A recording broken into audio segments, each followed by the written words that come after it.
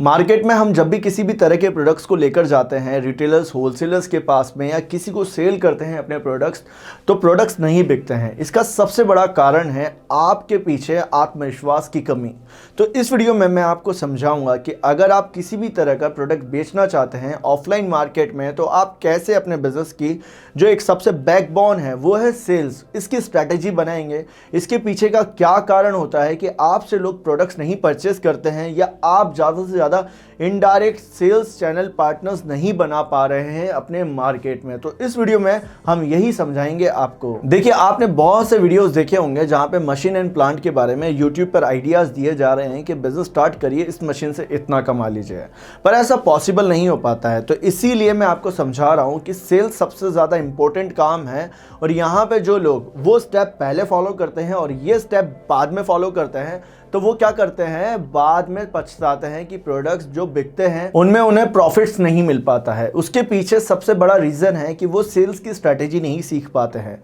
लोग मना कर देते हैं प्रोडक्ट्स को लेने से ही। तो इसके पीछे का कारण भी यही है कि अगर आपने सेल्स सीखा, सेल्स में पर्सनल सेलिंग सीखी कि कैसे अप्रोच करा जाता है लोगों के साथ में, जब हम एंटरटेन करें उन्हें, जब हम उनसे बात करें तो हमें वो अपने बिजनेस में हमारे साथ में जुड़ जाएं। तो देखिए, जब भी आप किसी भी दुकान पर जाते हैं, किसी भी मार्केट पे जाएंगे, तो ये याद रखिए कि आप अपने यहाँ तो या तो नए सेल्स पर्सन हैं या फिर आपके पास में प्रोडक्ट नया है। अब ये दोनों ही स्ट्रैटेजी में आप ये समझिए कि आप तो नए हैं ना मार्केट में, और जो रिटेलर्स हैं होलसेलर्स हैं इन्हें कई सालों हो चुकी हैं उन मार्केट में काम करते हुए। इन्हें हर एक बात का पता है कि प्रोडक्ट्स चलेंगे या नहीं चलेंगे। अगर आपके प्रोडक्ट में आपको लगता है कि दम है, तो आप उन्हें कैसे अप्रोच करेंगे? उनके पीछे होना चाहिए ट्रस्ट, और साथ ही साथ आपके पीछे होना चाहिए आत्मविश्वास कि हाँ, मैं एक प्रोडक्ट को लेकर आया हूं मार्केट में और इसे मैं एस्टैब्लिश करूंगा। और ये बात जब आपके कस्टमर्स समझ जाएंगे तो वो आपके साथ में जुड़ेंगे।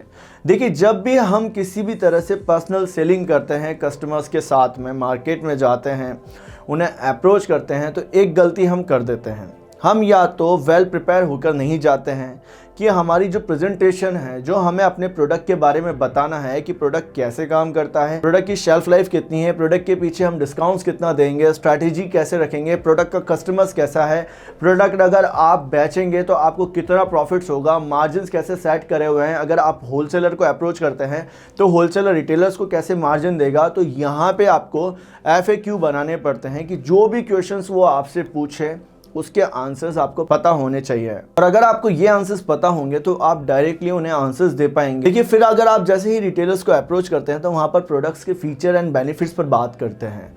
फीचर्स बताते हैं कि प्रोडक्ट्स का ये फीचर्स है, बेनिफिट्स बताते हैं कस्टमर्स का कि क्या बेनिफिट्स उन्हें मिलने वाले हैं। तो मैं यही बताना चाह रहा हूँ कि आपको कॉन्फिडेंट होकर जाना है। प्री सेल्स में आपको सबसे पहले प्री अप्रोच करना है। अप्रोच करते वक्त उनसे आपको प्रेजेंटेशन तैयार करना है कि किस तरह से आप उन्हें अप्रोच करेंगे और वो आपसे प्रोडक्ट्स लेंगे। अब यहाँ पर जो दूसरा चैलेंज देखने को मिलता है, देखिए, आपका कस्टमर पुराना है, आपकी मार्केट पुरानी है, एग्जिस्टिंग प्रोडक्ट्स बिक रहे हैं पहले से ही जो कि अच्छे खासे ब्रांड बन चुके हैं, और आप नया प्रोडक्ट लेकर जाते हैं। चुनौती रहती है मार्केट में कि हम जा रहे हैं नए और मार्केट पहले से ही है। तो इस चीज़ को समझिए, आपके जैसे बहुत से लोग मार्केट में आते हैं और चले जाते हैं। हमारे साथ में बहुत से लोग कंसल्टिंग करते हैं, तो ये प्रॉब्लम सबसे ज़्यादा देखने को मिलती है कि जब नए प्रोडक्ट लेकर जाओगे या पुराना प्रोडक्ट लेकर जा रहे हो, नए सेल्समैन बनकर जा रहे हो, तो आपके कस्टमर को ये पता रहता है कि हाँ, ये जो सेल्स पर्सन है इसके अंदर टेक्निक्स नहीं है। 2-5 दिन आएगा, उसके बाद में ये चला जाएगा मार्केट में, क्योंकि पहले जो भी प्रोडक्ट्स लेकर आते हैं ना लोग, वो ज़्यादा दिन तक प्रोडक्ट को बेच नहीं पाते हैं या सर्वाइव नहीं कर पाते हैं मार्केट में। जितना जल्दी लॉन्च करते हैं बिजनेस को या जितना जल्दी जो शुरुआत में जोश होता है वो ठंडा हो जाता है बाद में। ये बात जानते हैं रिटेलर्स। तो किसी भी तरह से अगर आपको प्रोडक्ट को स्टैब्लिश करना है तो वहाँ पर आपके साथ में आपके कस्टमर्स का एक रिलेशनशिप बेटर होना चाहिए। मतलब जब भी हम बिज़नेस टू बिज़नेस काम करते हैं जहाँ पर हमें अप्रोच लगाते वक्त टाइम लगता है, आपका प्रोडक्ट इंस्टेंट नहीं बिकेगा। आप क्या चाहते हैं कि आज आपने प्रोडक्ट बनाया, कल आपका प्रोडक्ट बिक जाएगा? वहाँ पर प्रोडक्ट की अवेयरनेस होनी चाहिए, ब्रांड की अवेयरनेस होनी चाहिए। अब यहाँ पर जिनके सामने चैलेंज आ रहे हैं कि प्रोडक्ट्स तो बेचने जाते हैं, बिकते नहीं है, रिटेलर्स होलसेलर्स मना कर देते हैं, सप्लाई चेन में आगे प्रोडक्ट्स बिक नहीं पा रहे हैं, तो देखिए वहाँ पर आपको ये देखना है कि आपसे पहले जितने भी प्रोडक्ट्स बेचने वाले आए हैं उन्होंने वहाँ पर मार्केट ख़राब कर दी है। वो 2-4 दिन दिखते हैं, उसके बाद में चले जाते हैं। तो अब आप ये सोचिए कि जब ऐसा मार्केट में होता रहता है तो रिटेलर्स क्यों मौका देंगे नए लोगों को? वो भी तो ये देखेंगे ना कि ये लोग कितना हमारे पास में आते हैं, कितना हमें अप्रोच करते हैं। तो ये याद रखिए कि पहली बार में कोई प्रोडक्ट लेगा नहीं, रिजेक्शन है तो रिजेक्शन के पीछे आपको इन्विटेशन बनाना है उन्हें। यहाँ पर आप अगर रिलेशनशिप बेटर करते चले जाएंगे, बिजनेस टू बिजनेस काम करेंगे, एक अच्छी अप्रोच लगाएंगे, सेल्स की जो टेक्निक्स हैं उन्हें सीखेंगे, तो आपका प्रोडक्ट बिकेगा। इसके अलावा अगर आपके इनडायरेक्ट सेल चैनल पार्टनर्स जो कि मार्केट में पहले से प्रोडक्ट्स बेचते हैं, तो उनको आपको सबसे पहले उनके बेनिफिट्स की बात करनी चाहिए। आप अपने बेनिफिट्स की बात पहले करते हैं, आप उनके बेनिफिट्स की बात करिए, और जब वो आपसे प्रोडक्ट्स नहीं लेंगे तो ये याद रखिए वो आपसे दोबारा प्रोडक्ट लेने ज़रूर आएंगे।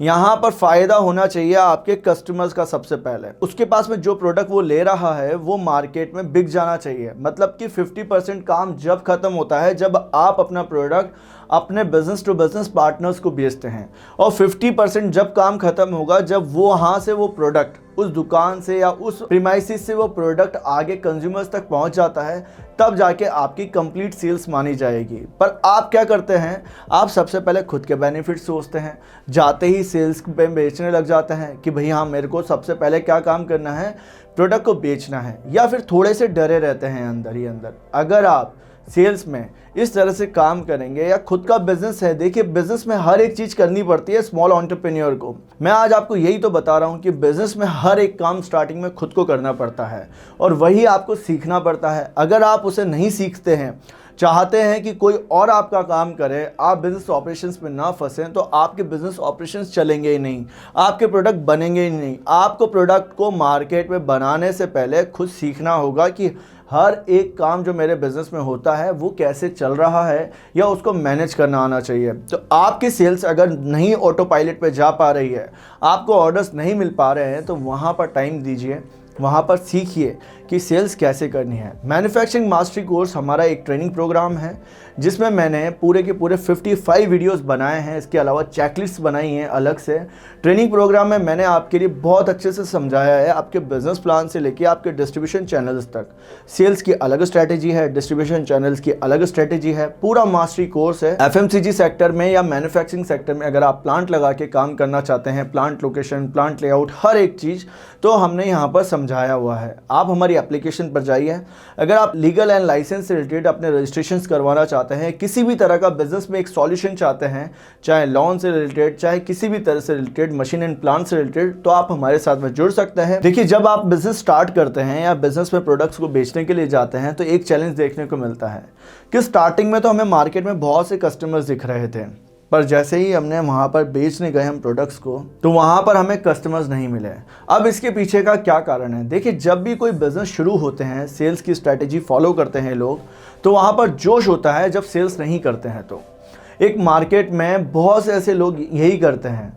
एक बिज़नेस स्टार्ट करने से पहले लोगों के अंदर जोश ही होता है। जो स्टार्टिंग में बिना नॉलेज के काम करते हैं, वो जब जोश में आते हैं और जब जोश ठंडा हो जाता है तो कहते हैं मार्केट ख़राब है, काम नहीं हो पा रहा है।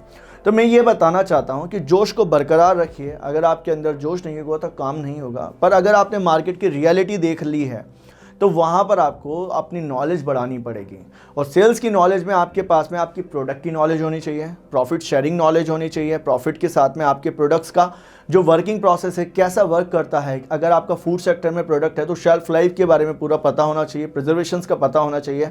ये हर एक चीज़ पता होनी चाहिए आपको, तभी तो आप अपने प्रोडक्ट्स के बारे में दूसरों को समझा पाएंगे।